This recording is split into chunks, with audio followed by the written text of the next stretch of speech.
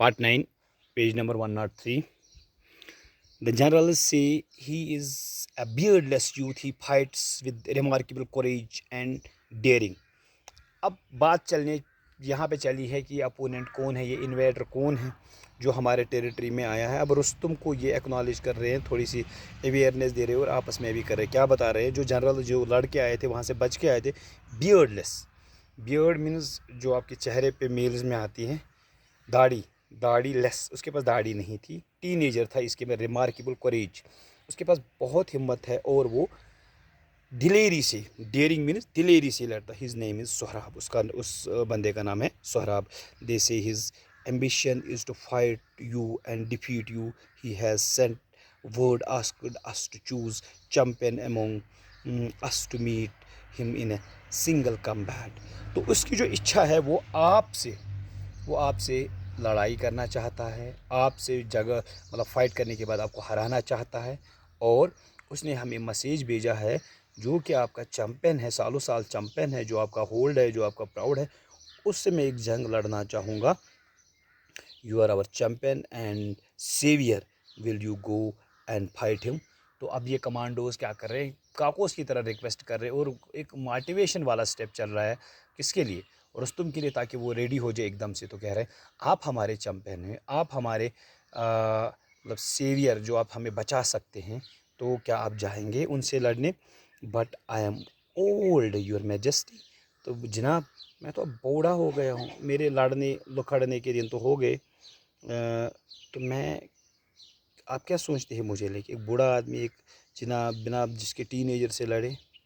तो कह रहे हैं रुस्तुम बादशाह से, I have an aged father to look after, couldn't you find a younger man to fight his this youth?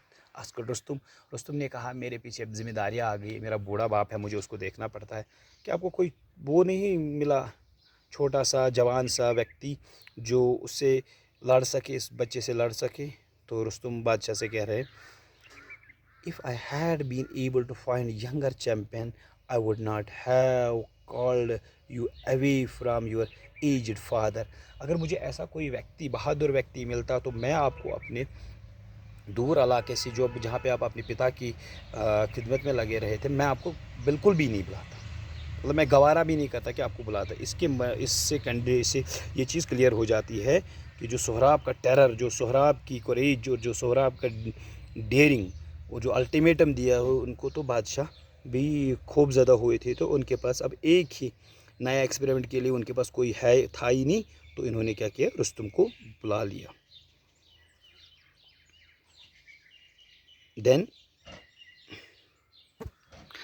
let no one one thing is but I must this what a mis what a misfortune of Persia that she should be forced to turn to an old man to defend her, said Rustam ने कहा, यार इससे बदकिस्मती क्या हो सकती है?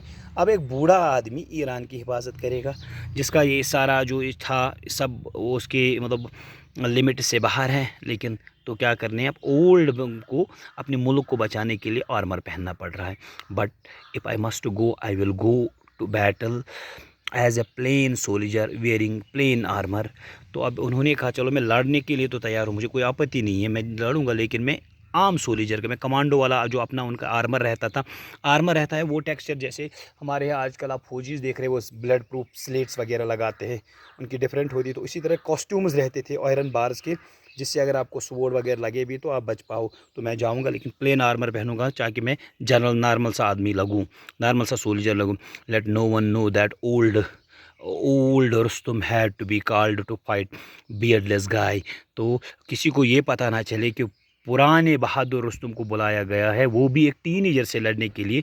इसीलिए अपनी शान रखने के लिए मैं ना पहनूंगा पर्शिया के लिए एक प्लेन आर्मर। Thank you.